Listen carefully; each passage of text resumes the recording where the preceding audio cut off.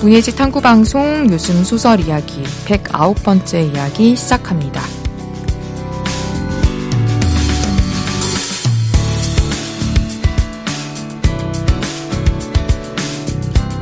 안녕하세요. 저는 해방촌에서 문학서점 고유서사 운영하고 있는 차경희입니다. 네, 안녕하세요. 저는 KBS 1라디오에서 라디오 프로그램 제작하고 있는 이주영입니다. 저희가 오늘 시즌2에선 첫 번째로 맞이하는 전문낭독 시간을 마련을 했는데요. 네. 저희가 2주 전에 소개했던 서장원 작가의 첫사랑이라는 작품 전문낭독으로 준비를 했습니다. 저희가 워낙 전문낭독 좋아하기도 하고 들으시는 분들도 많이 반복해서 들어주시는 걸로 알고 있는데 그 서장원 작가의 첫사랑을 이번에 전문으로 소개해드리고 싶었던 이유는 저희가 이제 요소야 본방에서 대화를 나누기는 했지만 이 소설은 전문을 꼭 읽어보셔야 이 소설이 어떠한 미덕들을 탄탄하게 갖추었는지를 아실 수 있겠다는 생각이 들었어요. 그래서 이번에 전문 낭독으로 서정한 작가의 목소리로 소개를 또 한번 해드리려고 합니다. 그러면 저희는 서정원 작가의 첫사랑, 작가의 전문 낭독으로 들으면서 여기서 인사드리겠습니다.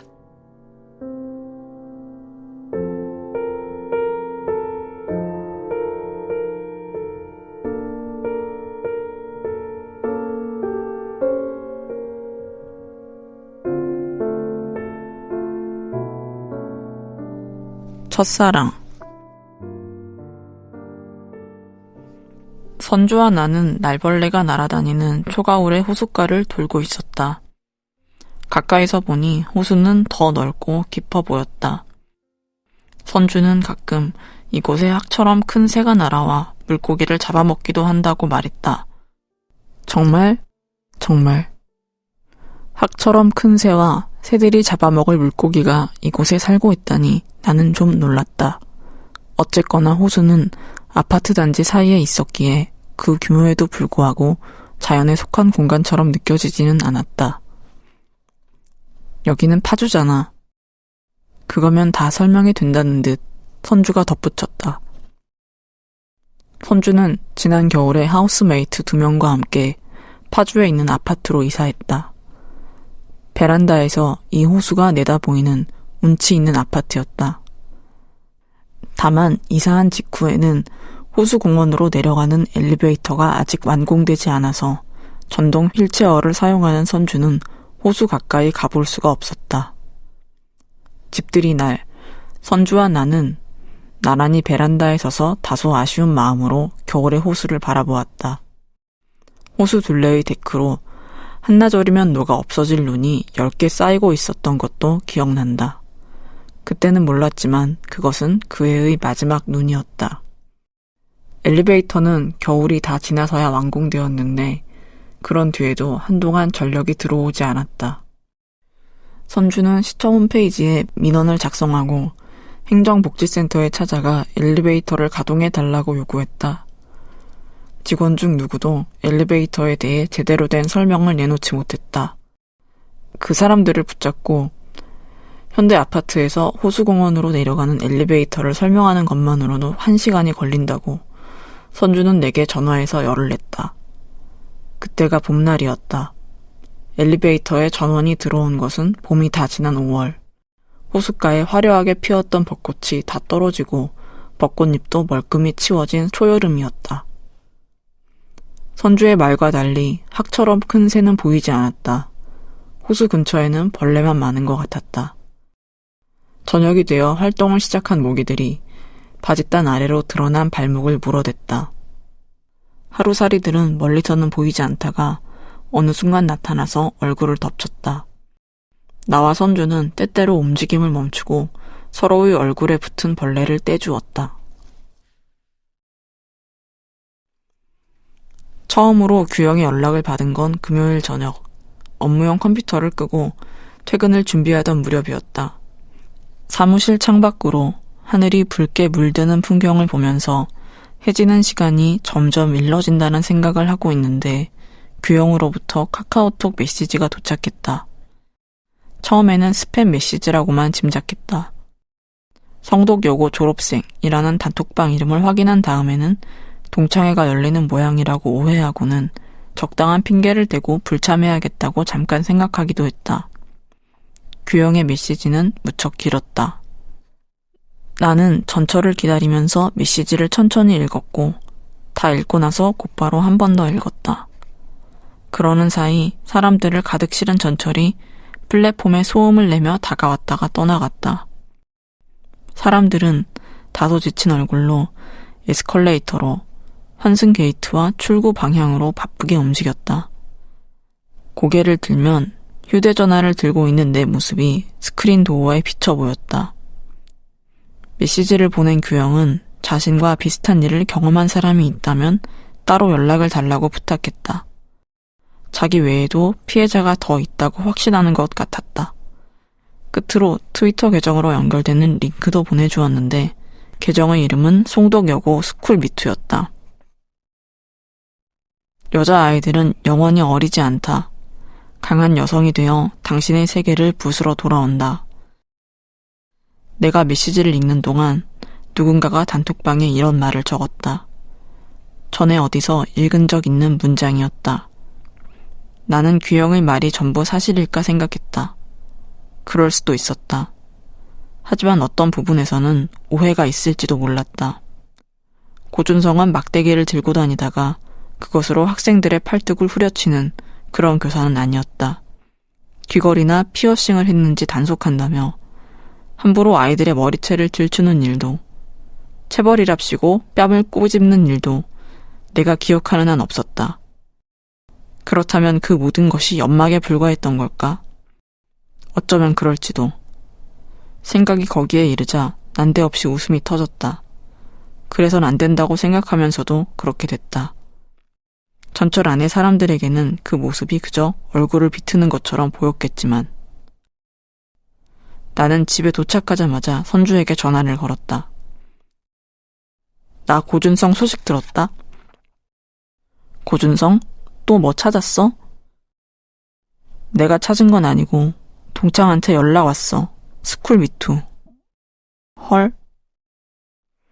규영이 보내준 링크를 선주에게 전달하자 선주는 헐헐 하고 여러 번 탄식하며 트위터 계정에 적힌 글들을 읽어내려갔다. 네 첫사랑 완전 쓰레기다. 선주는 그렇게 결론을 내렸다. 틀린 말이 아니었다. 규영의 말이 모두 옳다면, 아니 일부라도 그렇다면. 오해가 있을 수도 있어. 나는 반박했다. 너 이런 건 실드 치면 안 돼. 근데 걔도 그렇게 좋은 애는 아니야. 누구? 누구긴 규영이지. 나는 더 말하지 않고 통화를 마무리했다. 선주는 자정이 다 되어서 내게 다시 전화를 걸었다. 그러고는 혹시 고준성 때문에 멘붕 상태라면 이쪽으로 건너와 술이라도 마시자고 동거인들에게 허락을 받아두었다고 말했다. 나는 거절했다. 고준성에 대해 아무 말도 하고 싶지 않았기 때문이다. 고등학교를 졸업한 이후에도 나는 종종 고준성을 생각했다. 연애 경험을 쌓기 위해 첫 번째 남자친구에게 정을 붙이려고 애쓰던 때나 그러다 완전히 실패했을 때 직장 동료의 결혼식에 갔다가 혼자 돌아오는 길에 나도 모르게 고준성의 단정한 얼굴을 떠올렸다. 그러면 자연히 고준성에 대한 공공연한 팬덤이 형성되어 있던 학창시절로 생각이 흘러갔다. 그 시절엔 학생들 모두가 누군가의 팬이었는데 동방신기와 WS501을 많이들 좋아했고 그렇지 않으면 문학을 가르치던 고준성을 짝사랑했다. 그 시절 고준성은 제법 미남이었고 남자 교사 중에서 가장 젊었다. 학생들의 이름을 기억하려고 애쓰던 몇 안 되는 선생 중 하나이기도 했다. 나는 그를 처음 본 순간을 기억한다. 2학년 문학 시간이었다. 문학은 결코 문제풀이로 배울 수 있는 학문이 아니라고 선언하면서 고준성은 첫 수업을 시작했다. 나는 그때부터 그가 좋았다. 나는 고준성을 짝사랑하던 다른 아이들과 마찬가지로 그를 한 번 더 보기 위해 교무실 앞 복도를 알짱거렸다. 그러다 고준성이 미닫이 문을 열고 나오면 창밖을 바라보는 척했다. 될 수 있는 한 자연스럽고 무심하게 고개를 틀고 싶어서 그 자세를 집에서 혼자 연습한 적도 있다. 그렇게 서 있다가 고준성이 비누 냄새를 풍기며 곁을 지나가면 온몸에서 기운이 빠졌다. 그래, 고준성은 늘 비누 냄새를 풍기고 다녔다. 청결한 느낌을 주는 냄새였다. 옷차림도 언제나 말끔했다. 고준성은 잘 다려진 새하얀 옥스퍼드 남방을 자주 입었다. 여름에는 긴 소매를 접어 입었고 겨울에는 그 위로 니트 조끼나 스웨터를 껴입었다. 그리고 한 가지 더. 고준성에게는 대학 시절에 지방지 신춘문예에 시인으로 등단했다는 조금 특이한 이력이 있었다. 등단 이후로 고준성이 문단 활동을 한 것 같지는 않았지만 그를 추종하던 아이들은 어째선지 그가 여전히 시를 쓸 거라고 믿었다. 나는 이 이야기들을 모두 선주에게 전해주었다. 고준성에 대해 말할 수 있는 상대가 선주뿐이었으므로 나는 늘 선주를 붙잡고 고준성 이야기를 했다. 아이디 검색을 거듭한 끝에 그의 인스타그램 계정을 찾아냈을 때나 구독자가 20명도 되지 않을 것 같은 교육 잡지에 그의 칼럼이 실린 것을 발견했을 때도 나는 곧바로 선주에게 전화를 걸었다. 그러면 선주는 선선히 내 이야기를 들어주었고 너 진짜 변태 같다 하고 농담하거나 이제 그만 좀 해 하면서 나를 가볍게 힐난했다. 30이 넘은 여자가 고교 시절의 선생님을 계속 좋아하는 것이 얼마나 이상한 일인지 나도 모르지 않았다. 혼자서 더는 새로운 게시물이 올라오지 않는 그의 인스타그램을 끊임없이 새로 고침하거나 이제는 거의 외울 것만 같은 고준성의 글을 그의 개인적인 삶과는 아무 관련도 없는 독서 수업에 대한 칼럼을 읽고 또 읽는 밤에 나는 지금 하는 일이 얼마나 볼썽사납고 서글픈지 생각했다. 가끔 선주는 내게 고준성을 그만 쫓아다니고 정확히 말하자면 나는 졸업한 이후로는 그를 쫓아다니지 않았다. 진짜 연애에 집중하라고 조언하곤 했다. 그러나 그쪽도 쉽지 않았다. 내가 일상에서 만나는 사람들, 그러니까 장애가 없는 사람들은 내게 연인이 있는지 없는지, 집에서 결혼에 대해 압박을 받는지 일절 묻지 않았다. 사람들은 내가 그 모든 것에 열외라고 생각하는 것 같았다. 그러면서 자기들끼리는 연애를 하고 연애 상담을 하고 서로를 친구에게 소개해 엮어주었다. 나는 입사 동기들과 함께 휴게실 테이블에 둘러앉아서 머리 위로 이야기의 공이 분주하게 오가는 모습을 조용히 지켜보곤 했다. 내가 그런 이야기를 들려주면 선주는 틴더를 깔아보라고 내게 권했다. 그러나 나는 선주처럼 틴더 프로필에 뇌병변 장애가 있다고 적어놓을 수 있는 사람이 아니었다. 그렇다고 무게중심이 왼쪽으로 기울어진 몸으로 나를 비장애인으로 알고 있는 남자를 만나러 갈 배짱도 없었다. 무엇보다 데이트 상대를 애써 찾아다니는 일은 내게 무척 수치스럽게 느껴졌다. 물론 온라인에서 고준성의 흔적을 추적하는 일에도 약간의 수치심은 뒤따랐다. 하지만 그 일에는 로맨스가 있었다. 어쨌거나 고준성은 나의 첫사랑이었으니까.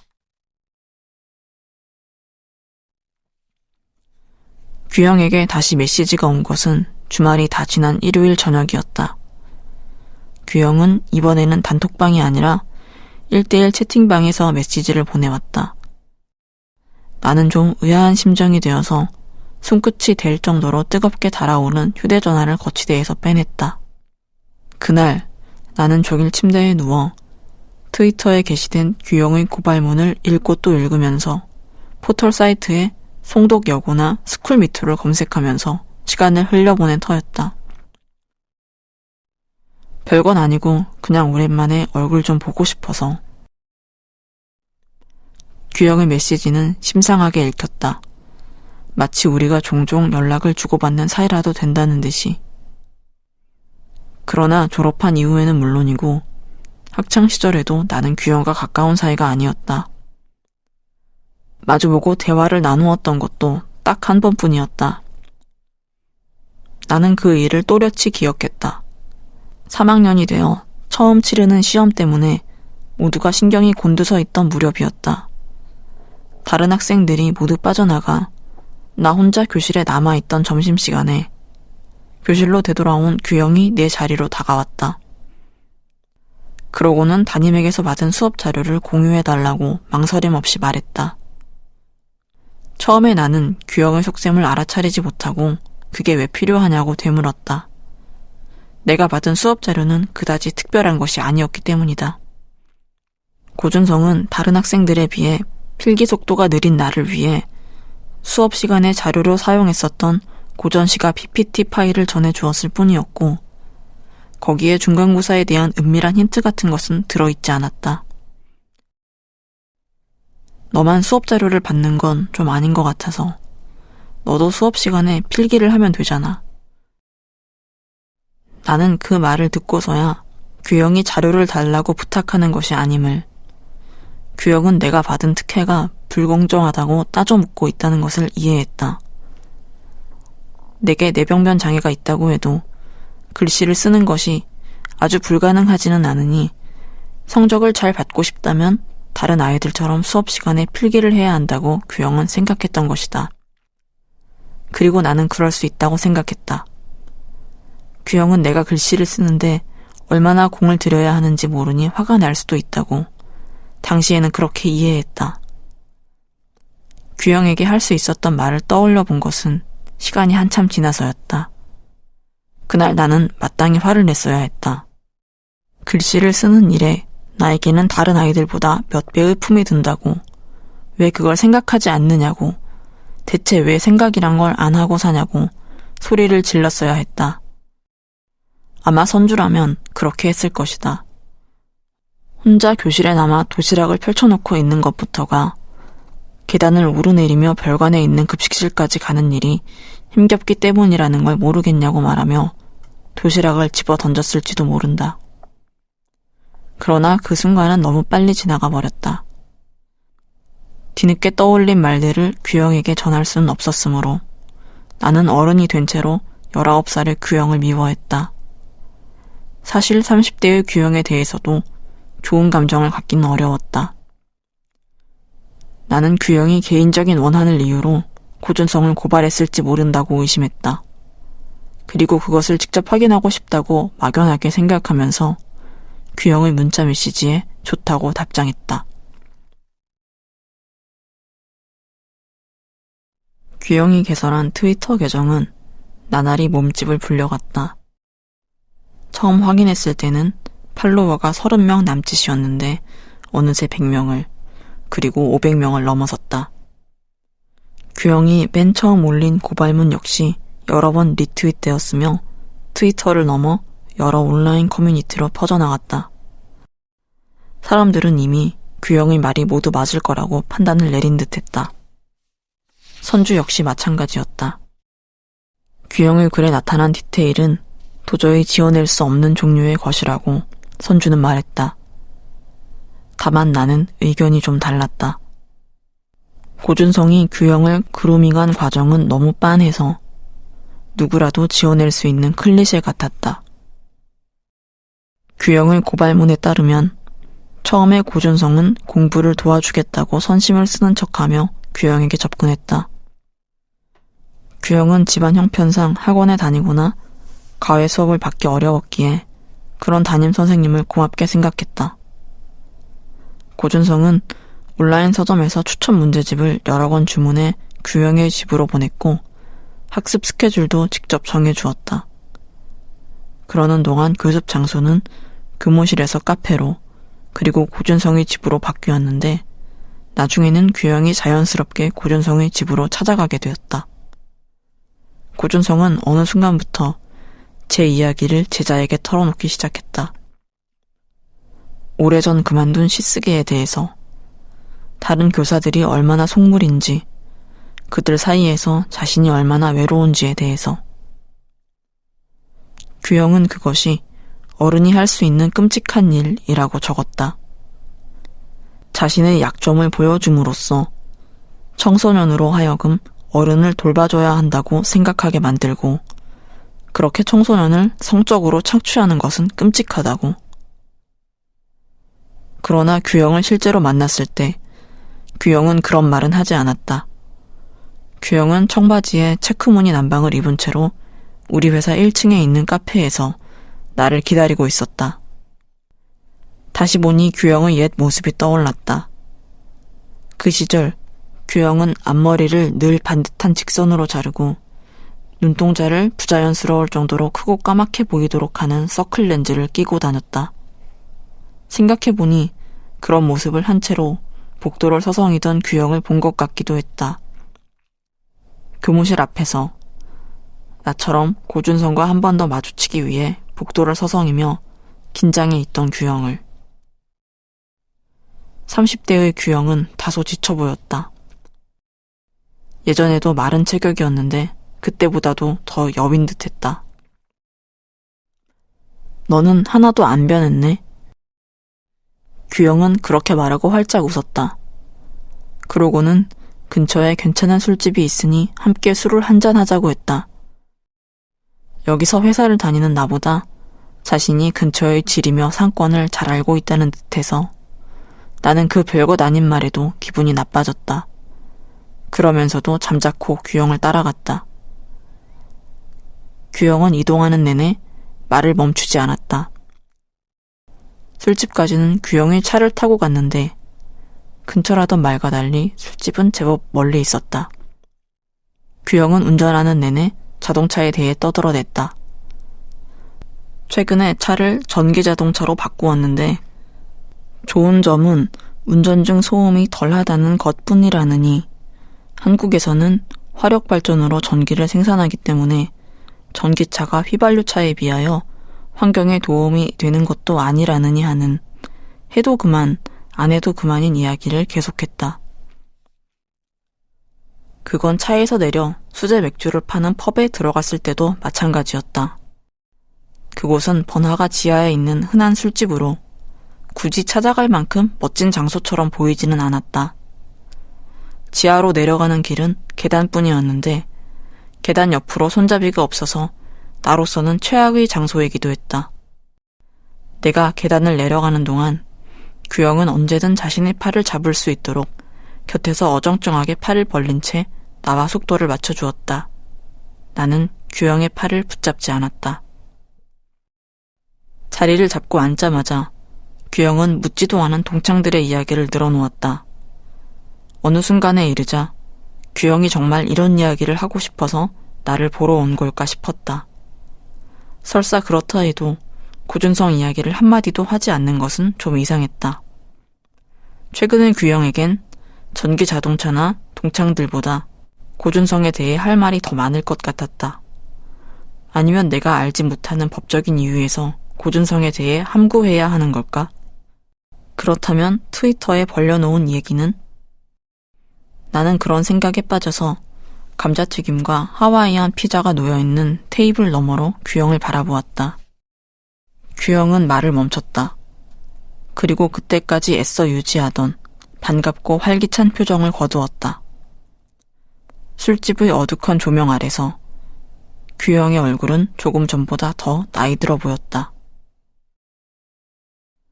나는 너한테도 그런 일이 있었을 거라고 생각했는데. 규영이 천천히 말했다. 고준성이 너한테 신경을 많이 썼었던 것 같아서. 수업 자료도 따로 챙겨줬었잖아. 다른 애들한테는 그렇게 접근했더라고. 규영은 그렇게 말하고 나를 빤히 바라봤다. 멋쩍은 것인지 이제라도 내가 무언가를 얘기해 주길 바라는 것인지 알 수 없는 표정이었다. 나한텐 안 그랬어. 나는 말했다. 그리고 최대한 자연스럽게 보이도록 애쓰며 손을 뻗어서 벌써 미지근해진 에일 맥주가 담긴 잔을 집었다. 사실 너를 질투했었어. 그 새끼가 너 예뻐했잖아. 규영이 말했다. 나는 오래전 크고 새까만 눈동자로 나를 내려다보던 규영을 떠올렸고 그러다 그 순간에 도시락에서 젓갈 냄새가 풍겨 올라와서 무척 민망했던 것도 함께 기억해냈다. 나를 질투했다고? 나는 규영의 말이 믿기지 않았다. 규영은 한동안 입을 다물고 있다가 조용히 말했다. 고준성은 쓰레기야. 나는 무의식적으로 규영의 말에 고개를 끄덕였다. 그러나 다음 순간에는 그 말이 사실이라는 것을 실감했다. 규영은 남아있던 맥주를 단숨에 들이켠 다음 손을 들어 맥주를 추가로 주문했다. 그리고 직원이 술을 더 가져다 주기도 전에 고준성과 헤어졌던 이야기를 시작했다. 고준성의 집을 한창 들락거릴 쯤 규영은 자신이 첫사랑과 연애를 하는 중이라고만 생각했었다. 고등학교 선생님과 제자라는 관계를 넘어 운 좋게도 사랑에 빠졌다고 믿었다. 그 환상이 벗겨졌던 것은 어느 날 고준성의 집 식탁에 문제집을 펼쳐놓고 앉아있는 자신과 똑같은 교복을 입은 여자애를 마주쳤기 때문이었다. 여자애는 규영과 비슷했다. 키가 작고 마른 몸과 나이보다 앳돼 보이는 얼굴이 그랬다. 나중에 들은 바로는 집안 형편이며 학교 생활도 겹치는 것이 많았다. 규영은 고발에 앞서 그 애의 연락처를 수소문했고 혹시 자신과 함께 고준성을 고소할 의향이 있느냐고 이제는 어른이 된 여자에게 물었다. 그러나 여자는 규영의 제안을 거절했다. 선배님, 저는 오빠 미워하지 않아요. 그러더라고. 규영은 그렇게 말하며 웃었다. 나는 웃지 않았다. 두피가 뜨겁게 달아오르는 느낌이 들었다. 나는 그만 집으로 가고 싶었다. 가서 침대에 드러눕고 싶었다. 규영은 맥주잔을 들어 올리고는 건배를 하자는 듯 가볍게 흔들다가 내가 반응이 없자 혼자 맥주를 들이켰다.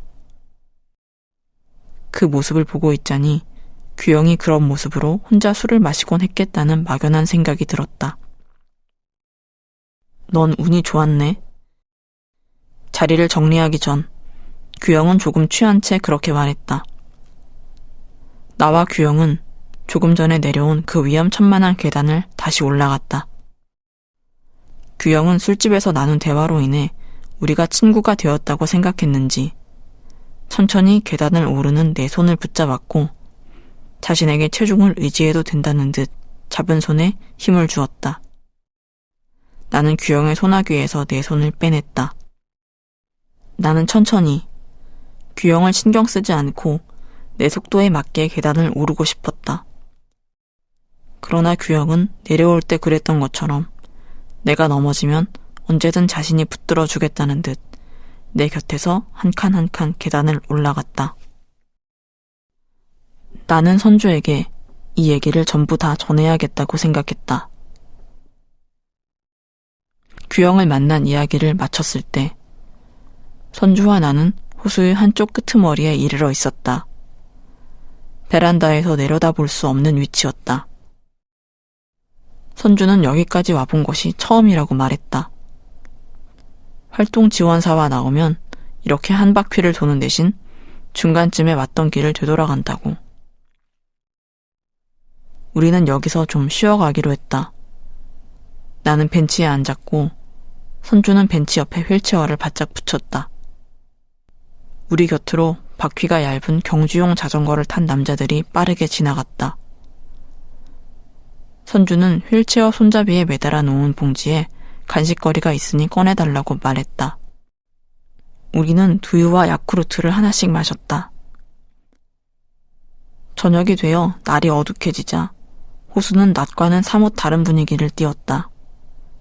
호숫가를 걷거나 뛰던 사람들이 드물어졌고 아이를 동반한 가족들은 집으로 돌아간 듯했다.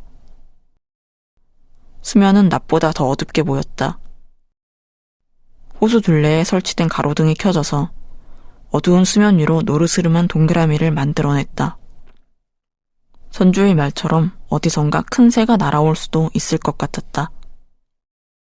나는 커다란 새가 호수 한가운데로 곤두박질 친 다음 물속에서 펄떡거리는 물고기를 낚아채 다시 어두컴컴한 하늘로 날아오르는 모습을 상상해 보았다.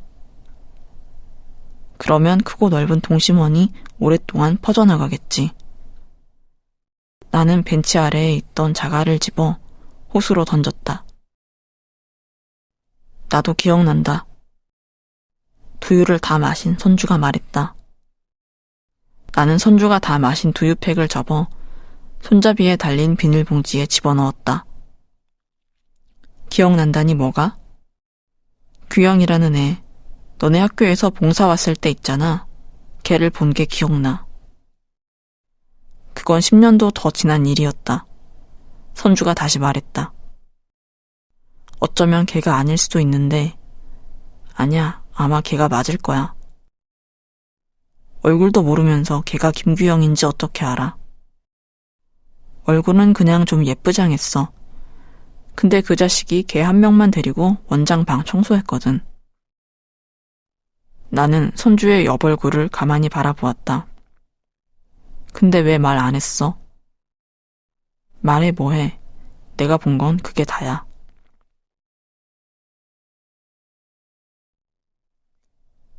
선주가 규영을 봤다던 날은 선주와 내가 처음 만난 날이기도 했다. 3학년 여름방학이 시작된 직후에 고준성은 반 아이들을 데리고 학교 인근의 장애인 복지시설로 봉사활동을 다녀왔다. 대입에 필요한 봉사활동 시간을 채우기 위해서였는데 3학년 담임들이 관례적으로 하는 일이었다. 나 역시 그날의 지원자 중 하나였다. 봉사활동 장소가 장애인 복지시설인 것을 알면서도 고준성을 하루라도 더 보고 싶어서 굳이 그날의 봉사활동에 참가했던 것이다. 시설은 아파트와 상가가 몰려있는 시내와는 제법 떨어져 있었다. 학교 앞에서 마을버스를 타고 종점까지 이동하고도 꽤 높은 언덕을 한참 올라가야 하는 곳이었다. 나는 친구들과 함께 버스에서 내렸고 왼쪽으로 기울어진 몸으로 천천히 그 언덕길을 올라갔다. 무척 더운 날이었다. 땀이 쏟아져 입고 있던 연두색 티셔츠가 젖기 시작했고 겨드랑이와 등 부분의 색깔이 짙어졌다. 나는 그 모습이 흉하다고 생각했다. 흉하다는 당시 아이들 사이에서 유행하던 말이었다. 아이들은 새로 자란 앞머리가 체육복 바지에 교복 셔츠를 입은 모습이 흉하냐고 서로에게 묻고는 했다. 그러고는 괜찮다고 너는 충분히 예쁘다는 대답을 서로에게 돌려주었다. 그러나 그날 나는 내 모습이 정말로 흉하다고 생각했다. 그리고 그 꼴을 고준성이 보지 않기를 바랐다. 그럼에도 거기서 집으로 돌아갈 수는 없었다. 함께 봉사활동에 지원한 친구들이 나와 속도를 맞춰주려고 걸음을 늦추고 있었으니까. 그건 내게 베풀어진 호의였고 당시의 내가 가장 두려워하던 일은 다른 사람들의 호의를 배반하는 일이었다. 걸음이 느린 나와 속도를 맞춘 내 친구들은 가장 늦게 시설에 도착했다. 다른 아이들이 손쉬운 업무를 먼저 배당받은 터라 우리는 화장실 청소를 맡아야 했다. 우리는 운동화와 양말을 모두 벗은 다음 호수와 플라스틱 빗자루, 소를 들고 변기를 닫고 화장실 바닥에 락스를 부었다.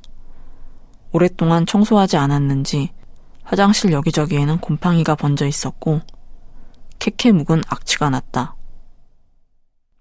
우리 학교 화장실보다 더 더러운 화장실 처음 봐. 아이들은 그런 이야기를 하며 킬킬댔다. 나는 함께 웃었지만 속으로는 그래도 여기가 낫다고 혼자 생각했다. 그래도 여기는 좌변기가 있었으니까.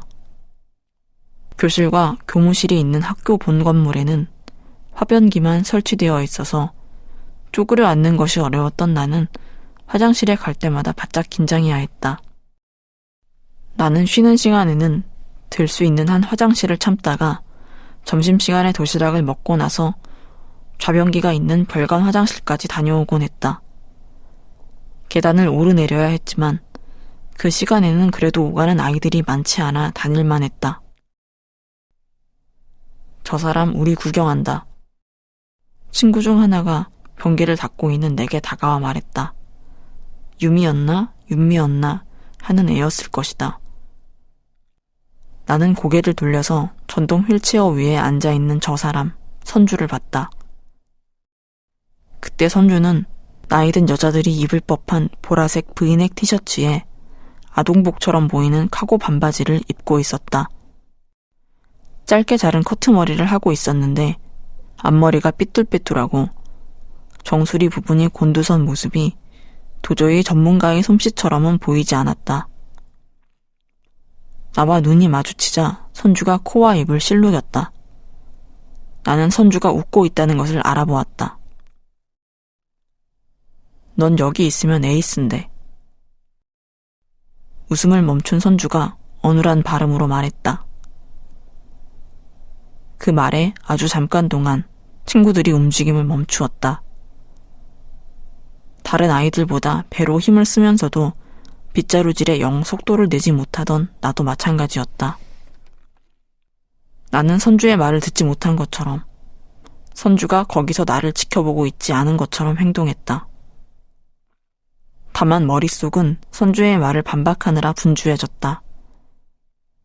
어쨌거나 나는 비장애인들을 위한, 정말 그랬다.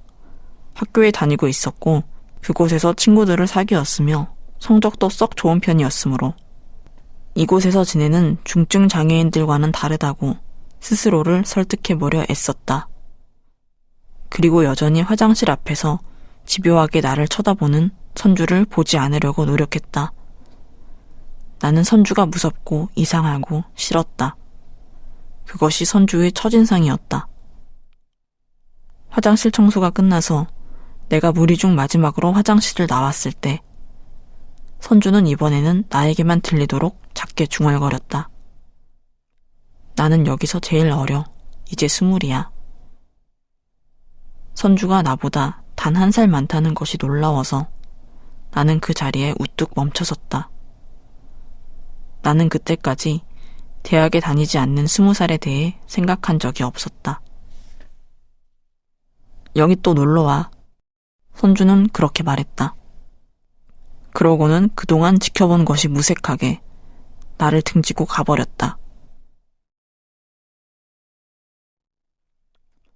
시설을 나와 다시 긴 비탈길을 내려가기 전 고준성은 아이들을 불러놓고 방학 생활에 대해 당부했다. 이왕 대학에 가고 싶고 수능을 잘 보고 싶다면 기억에 남는 여름을 만들어 보라고 그는 말했다. 그러나 고준성의 이야기가 채 끝나기도 전에 파란색 포터트럭이 우리 뒤편에 멈춰섰다. 태워줄까? 트럭 운전대를 잡고 있던 여자가 아이들을 향해 외쳤다. 고준성이 너희 횡재했구나 하고 말하자마자 아이들은 새된 비명을 지르며 누가 먼저랄 것도 없이 트럭 짐칸에 올라탔다. 그러더니 곧 트럭이 아이들을 가득 싣고 떠나버렸다. 눈 깜짝할 사이에 일어난 일이었다. 나는 트럭 짐칸에 실린 내 친구들의 몸이 위아래로 덜컹거리며 멀어지는 것을 가만히 바라보았다. 시설 앞에는 나와 고준성만이 덩그러니 남겨졌다. 우리는 걸어갈까? 고준성이 내게 말했다.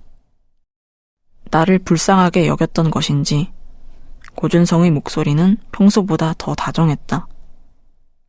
그리고 그에게선 언제나처럼 비누 냄새가 풍겼다. 우리는 긴 비탈길을 함께 걸어서 내려왔다. 그러는 동안 고준성은 내게 보폭을 맞춰주었고 학교 생활에 대해 이것저것을 물었다. 그는 공부나 수능에 대한 것은 전혀 얘기하지 않았다. 오로지 내게 관심을 보였다. 친구들과의 관계가 힘들지는 않은지, 혼자 도시락을 먹거나 체육 시간에 교실을 지키는 일이 쓸쓸하지는 않은지. 그날 나는 아무것도 정직하게 대답하지 않았다. 모든 것이 좋다고, 힘든 것은 하나도 없다고 얘기했다. 그렇게 대답하는 것이 나의 관성이었다. 시간이 지나서 나는 그때 더 많은 이야기를 하지 못한 것을 후회했다. 함께 비탈길을 걸어 내려온 그 30분은 내가 고준성과 단둘이 보낸 유일한 시간이었다. 그 이전에도 이후에도 고준성과 단둘이 대화다운 대화를 할 기회는 찾아오지 않았다. 그날 고준성은 내게 다소 사적인 이야기를 털어놓았다. 고교 시절 마음이 힘들 때면 시를 쓰곤 했노라고. 시를 안 썼으면 선생질도 못했을 거야. 그 한마디는 내가 못 견디게 읽고 싶었던 책의 첫 번째 페이지였다. 그리고 나는 그 뒷장을 영영 읽을 수 없었다. 규영과 만난 이후 나는 그날의 대화를 샅샅이 되짚었다. 만약 그날 내가 고준성에게 조금 더 많은 이야기를 했다면 고준성은 나를 자신의 집으로 불러들였을까? 나는 그 가능성을 골똘하게 따져보았다. 생각하면 할수록 그럴 리가 없다는 쪽으로 마음이 기울었다. 고준성은 내가 자신에게 반했다는 것을 알고도 나를 유혹하지 않았다. 나를 제 집으로 불러들여서 끔찍한 짓을 저지를 생각이 없었던 것이다. 전혀 조금도 없었던 것이다. 나는 그 사실이 못 견디게 화가 났다. 그가 규영에게 끔찍한 짓을 저질렀다는 것만큼 화가 났다. 아니, 그보다 더. 고준성은 쓰레기야. 나는 어두운 호수로 다시 한번 자갈을 집어던지며 말했다. 고준성은 쓰레기지. 선주가 내 말을 따라했다. 고준성과 함께 비탈을 내려온 다음 나는 봉사활동을 다녀온 사회복지시설에 전화를 걸어 선주를 찾았다. 그리고 선주에게 나와 친구가 되겠냐고 물었다. 그날 이후로 선주는 저녁마다 시설에 설치된 단 하나뿐인 공용 전화기로 다가갔고 내가 학교를 마치고 집으로 돌아오는 시간에 맞춰 전화를 걸었다. 우리는 자주 길게 통화했다. 선주는 시설에 오게 된 사연과 그곳의 어른들에 대해 들려주었다. 언젠가는 시설을 떠나 자립하겠다는 계획도. 나는 주로 고준성에 대해 얘기했다. 그가 얼마나 좋은 교사이며 다정한 어른인지. 이제 그 말은 다 틀린 말이 되어버렸다. 아니, 처음부터 맞았던 적이 없다. 쓰레기는 잊어버려. 선주가 말했다. 그러고는 내 등을 천천히 쓸어주었다. 쓰레기는 잊어버려야지. 나는 그 말이 옳다고 믿으며 선주가 한 말을 따라했다.